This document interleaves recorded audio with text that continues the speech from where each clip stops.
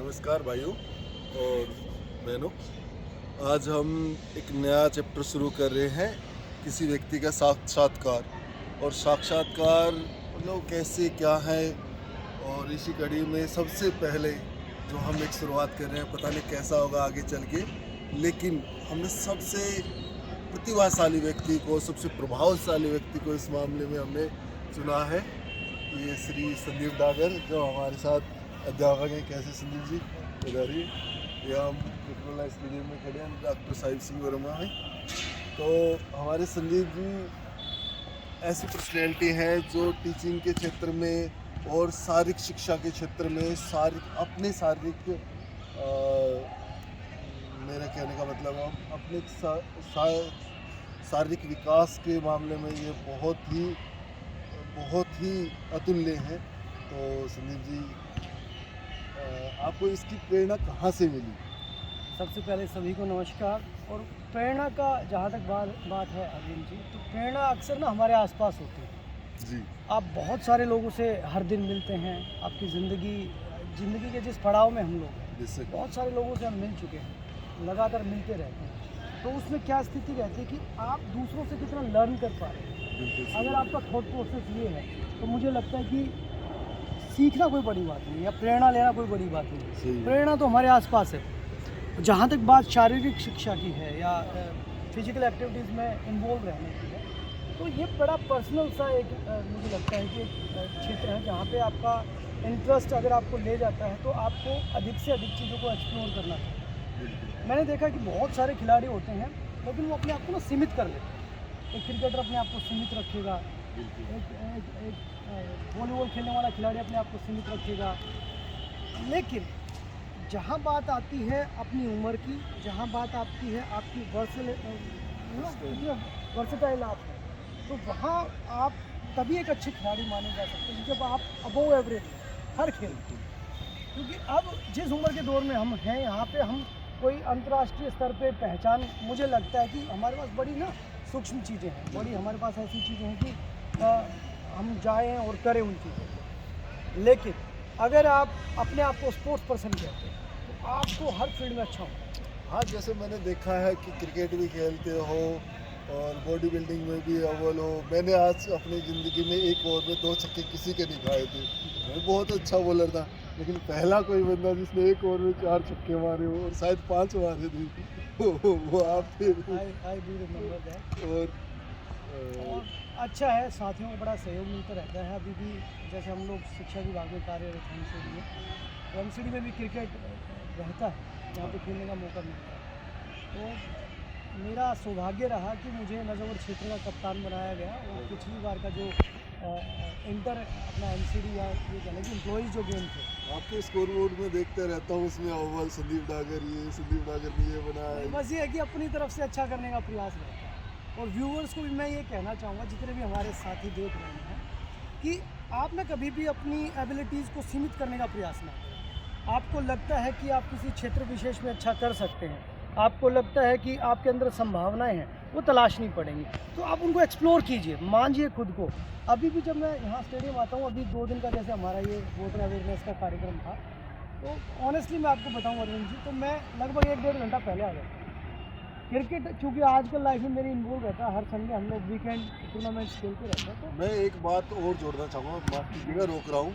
हमारा स्कूल था लाजपत नगर में, और भाई यहाँ से जाते थे, रोज़ अपने टाइम पे पहुँचते थे और टाइम से पहले पहुँचते थे। 60 और शायद 65 किलोमीटर ड्राइव करके पहुँचते थे रोज़ सुबह, चाहे सर्दी हो, गर्मी हो, बारिश हो, कोई मतलब नहीं। और भाई एकदम टाइम पे बिल्कुल, ये मतलब बहुत अच्छी आदत लगी। अब से तो हमारी भी आदत हमने बदली, हम भी टाइम पे।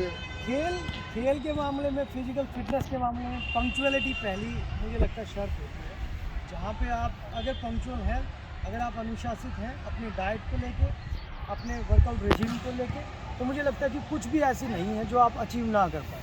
कोई भी ऐसी चीज़ नहीं जो आप अचीव ना कर। सही बात है ये। और लेकिन एक चीज़ मैं पूछना चाहूँगा, जैसे मान लो कि मैं भी सोचता हूँ, एक फॉर एग्जांपल बता रहा हूँ कि मैं भी सोचता हूँ कि बॉडी बिल्डिंग करूँगा या मतलब अपने आप को स्वस्थ रखूँगा, लेकिन फिर क्या होता है कि वो एक दिन सोच लिया, 2 दिन, 5 दिन, 10 दिन गए, फिर महीने आते बिल्कुल ख़त्म हो जाता है। लेकिन मैंने आपको देखा है, आप एक लगातार सतत प्रयास के साथ, चाहे तो वो अपने खेतों में हो, टायर के साथ लगे हो, चाहे तो रस्सी के साथ लगे हो, कहीं भी, और साथ में आपके खाने के डाइट भी एकदम टाइम से टाइम लेना, तो वो कैसे मतलब एक अपने आप को उस रूटीन में या उस टाइम टेबल में कैसे डाले, तो ये इतना मोटिवेशन कहाँ से मिलता है?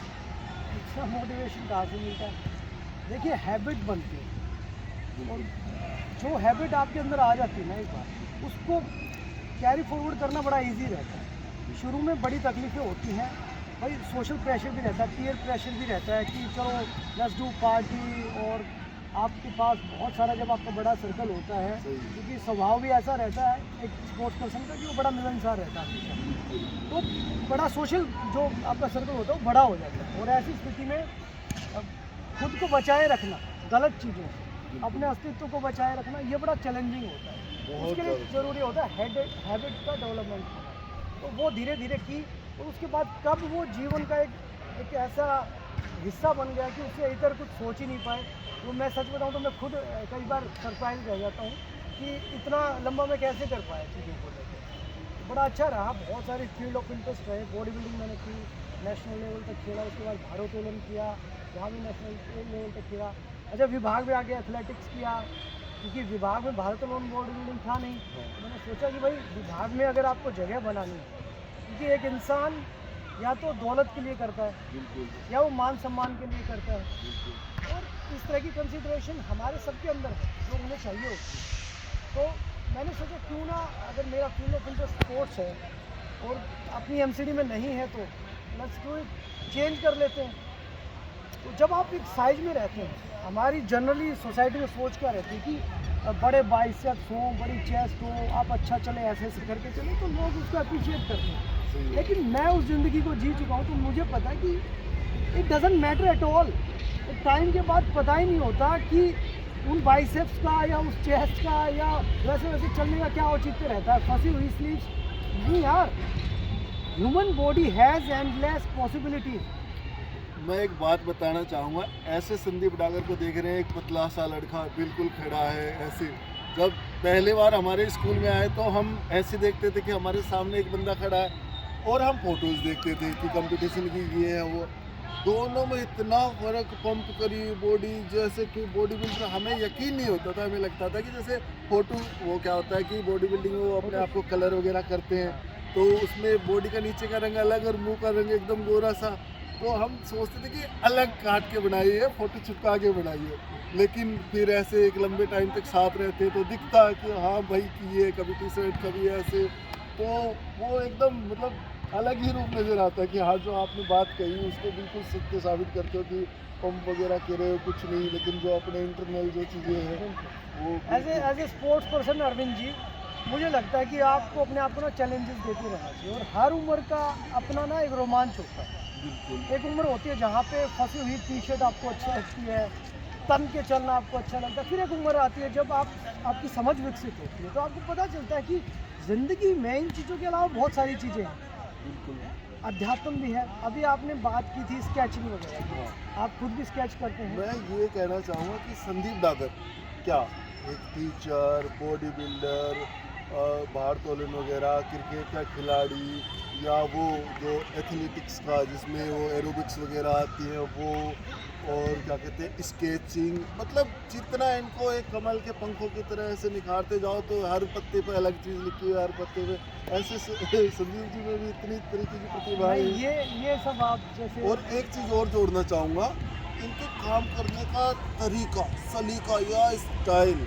एक बार ये हमारे प्रिसाइडिंग ऑफिसर बने थे चुनाव में, तो सब किसी से कुछ पूछ रहे, किसी से कुछ पूछ रहे, भाई शांति से बैठे हैं, पूरे दिन आराम से शांति से बैठे हैं, जो चीज़ें तैयार करनी हो करी, किसी तरीके की कोई समस्या नहीं हुई, और इतना बारीक तरीके से काम करना कि सारी चीज़ों की पहले से तैयारी और सबसे पहले जमा करके आ रहे, जबकि चुनाव का तो मेरे हिसाब से सबसे भारी मानते हैं उसको। ये क्या तरीका है? बहुत अच्छा एक्सपीरियंस था अरविंद भाई। और आप जैसे जो मेरे दोस्त हैं, जो कभी से हम लोग कितना अच्छे से जुड़े हुए हैं, टीचिंग फ्रेटर्निटी से हैं, आपने देखा होगा ना, एक हवा बन जाता है। बिल्कुल। चुनाव आ गए, अरे ड्यूटी, या मैं ये समझता हूँ कि हम तो सोसाइटी का वो पार्ट हैं जो कि दूसरों को देते हैं। बिल्कुल, बिल्कुल। हम प्रबुद्ध लोग हैं, यस। और हमारे प्रिंसिपल साहब एक होते थे, आप भी जानते हैं, अपने गफ्फार सर, वो एक बड़ी अच्छी बात कहते हैं कि प्रबुद्ध लोगों से ये अपेक्षा की जाती है कि वो चीज़ को सलीके से करें। प्रबुद्ध लोगों से अपेक्षा की जाती है कि वो चीज़ों को फैलाएंगे नहीं, वो चीज़ों को संक्षिप्त कर देंगे और इतना अच्छा कर देंगे कि दूसरे उनसे सीख लें। बस वो दिमाग में कभी से रहता था और कभी प्रेशर लेना सीखा ही नहीं। जब आप खेलते हो ना सर, तो जो ग्राउंड का प्रेशर होता है तो ज़िंदगी के अलग अलग पहलुओं में ना आपको निखार देता है। और प्रेजाइडिंग ऑफिसर मैं अभी भी शेयर करता हूँ, जो मेरे नज़दीकी लोग होते हैं, तो वो हालांकि मेरा व्यक्तित्व ऐसा है कि बिलीव वो करते हैं, लेकिन ईजिली बिलीव नहीं कर पाते कि प्रेजाइडिंग ऑफिसर एक बड़ा पद है जो कि नहीं मिलता अक्सर टीचर्स को। लेकिन वो उपचुनाव थे और हम एक ही टीम में आ गए थे, और हम एक ही टीम में थे, तो शायद मेरे पास ना देने के लिए साक्ष्य है। आप जैसे लोग, हम मानते हैं, मैं आशीष डागर, संदीप डागर, ये एक ही स्कूल के बंदे एक ही टीम में आ गए और हम आराम से मजे से काम कर रहे हैं। जैसे लोगों को सुनते हैं कि चुनाव में ये होता है, भीड़ लग रही है, वो लग, सारे लिफाफे तैयार है, सारी लिस्ट तैयार है, सारा सब कुछ तैयार है। मतलब हम सबसे पहले देने वाले हैं। बहुत अच्छा एक्सपीरियंस है ये चुनाव से जुड़े लोगों के लिए। ये भाई की ये बात मतलब ध्यान रखने योग्य है कि जब तक हम काम को जितना, मैं कहना चाहूँगा, जितना बढ़ा के देखते हैं उतना बढ़ा हुआ दिखता है, जितना इजी तरीके से करने के तरीके से देखेंगे तो वो उतना ही छोटा नजर आता है। ये भाई ने साबित किया हमारे ने। बिल्कुल, आप लोगों का बड़ा सहयोग रहा। और हालांकि प्रेजाइडिंग ऑफिसर होना ना एक बड़ा चैलेंज है, क्योंकि पेपर वर्क बड़ा होता है। तो जैसे खेलों में हम लोग प्रैक्टिस, और प्रैक्टिस को बोलते हैं, स्टेटमेंट दी जाती है कि practice makes a man perfect. नहीं, मैं ये कहता हूँ कि प्रैक्टिस परफेक्ट नहीं करती, लेकिन प्रैक्टिस आपको पिछली बार से अच्छा कर देगी। क्या बात है, क्या बात है, कितने बढ़िया बात है कि प्रैक्टिस हमारे पिछली बार से परफेक्ट तो कोई है ही नहीं सर, परफेक्ट तो कोई है ही नहीं। Perfect is nobody is perfect here. क्या बात, हर बार हमारे अंदर संभावना रहती है कि हम पिछली बार से कुछ अच्छा कर पाए। बिल्कुल ऐसा ही वहाँ था। प्रेजाइडिंग ऑफिसर जब बने तो मैं सच बताऊँ आपको, 3 दिन मैंने अपने आप को चुनावी माहौल में रखा, 3 दिन पहले से अपने घर पे, कि मुझे कैसे रिएक्ट करना है वहाँ जाकर, क्या मुझे तैयारियाँ करनी है। सारा पेपर वर्क मैंने एक रात पहले पूरा कर लिया था। जब मैं नेक्स्ट डे गया तो सिर्फ मुझे फिलअप का काम करना। तो ये बड़ा आपने अच्छा सवाल किया, और चुनावी माहौल भी चल रहा है, बहुत बढ़िया। तो शायद हेल्पफुल रहेगा आप सब व्यूअर्स के लिए जिनकी चुनाव में ड्यूटी आने वाली है, कि आप प्रेशर ना लें। प्रेशर ना आपको अस्त व्यस्त कर देगा, प्रेशर आपकी एबिलिटीज़ को कम कर देगा। प्रेशर लेने की बजाय ना प्रिपरेशन करें, तैयारी करें, और फिर देखिए कमाल, आपकी टीम के लोग कितना खुश होंगे। आज तक हमें वो किस्से याद है ना, तो कितने अच्छे से लोगों ने अप्रिशिएट किया, वोटर्स जो थे वो अप्रिशिएट करके गए। अपना करने के बाद हम दूसरे वाले रूम में शायद वो एक मैडम थी, उनका भी कंप्लीट कराने में जी एग्जैक्टली, उनके क्या कहते हैं वो सर थे अपने लास्ट में 4 में एक सर थे इंचार्ज थे, उनके वाले मैडम का काम में भी हमने इनमें योगदान दिया। उनका नाम भूल गया मैं। और हाँ, साथ में एक चीज़ और, ये सारी चीज़ें भाई लिखते हुए बहुत बढ़िया है। जितना कुरेदा जाओ उतना कुछ नया लिखने। सर आपको ना एज ए इंडिविजुअल आइसोलेशन को समझना होगा। जब आप आइसोलेट होते ना, मैं तो ये कहता हूँ एटलीस्ट दिन में एक, हालांकि हमारे जैसे वर्किंग लोगों के लिए ना बड़ा मुश्किल रहता है, लेकिन हाफ एन आवर ज़रूर निकालिए जब आप खुद का साक्षात्कार करें, जब आप खुद से बात करें, अपने आसपास की चीज़ों को महसूस करें। मैं बड़ा सौभाग्यशाली हूँ कि एक गांव में मेरा जन्म हुआ और अभी भी वहीं रहते हैं। पेड़ पौधे आसपास, मेरे घर में पशु भी हैं, तो बड़ा अच्छा रहता है। और ये चीज़ें ना अप्रत्यक्ष रूप से आपको बहुत कुछ सिखाती हैं। आपको संवेदनाओं के बारे में ना बड़े संवेदनशील होते हैं, और आइसोलेशन का बड़ा महत्व है, सोलो ट्रिप्स का बड़ा महत्व है। मैंने जीवन का एक दौर रहा जब बहुत सोलो ट्रिप्स किए, पूरे हिमाचल को, पूरे उत्तराखंड को छाना और सोलो ट्रिप्स किए, और उन चीज़ों से इतना कुछ सीखा जिनको आप जब जीवन में अप्लाई करते हैं तो आप बड़ा रिलैक्स महसूस करते हैं, बड़ा काम महसूस करते हैं, बड़ा प्रोडक्टिव महसूस करते हैं। ये मैंने भी हिमाचल में ये कई जगह देखी। हाँ बिल्कुल, मुझे लेकिन पता हम आपस में अपने व्यवहार से हम बहुत अच्छे से जानते हैं, इसलिए हमारी बहुत अच्छी ट्रेनिंग है कि मतलब लाइमलाइट की दुनिया से अलग भी एक भाई बंदे, और भाई का बात करने का तरीका, किसी से कैसे बात करते हैं ये एकदम लाजवाब। किसी को वो लोग कितने प्यार से बात करते हैं कि किसी से जब बात करते हैं तो क्या ये सीखने लायक चीज़ें। एक अध्यापक के सर्वांगीण गुण भाई के अंदर, हमारे संदीप डागर जी के अंदर ये तो खैर आपकी नज़रों की खूबसूरती है कि आप अच्छा देख पा रहे हैं और आपकी आदत है। अब कुछ क्षण हम इनके लिए बिल्कुल अकेले, ये अपने बारे में कुछ बताएंगे, हमारे कुछ मतलब सब जो कहेंगे कुछ टाइम केवल इनका है जो आपके बारे में अपने बारे में बताएंगे। तो पुनः सभी को नमस्कार। इतना अच्छा संवाद आपके साथ रहा अरविंद जी। और मैं ये कहना चाहूँगा कि हालांकि हमने सब कुछ बोल दिया है और सब कुछ इस पूरे संवाद के दौरान कहने का प्रयास किया है, लेकिन सब लोगों से ये अपेक्षा है, कर्मठ बने रहिए, संवेदनशील बने रहिए, आसपास के जीवों के प्रति, अपने संगी साथियों के प्रति भावनाएं रखिए और फिर देखिए जीवन का मज़ा क्या होता है।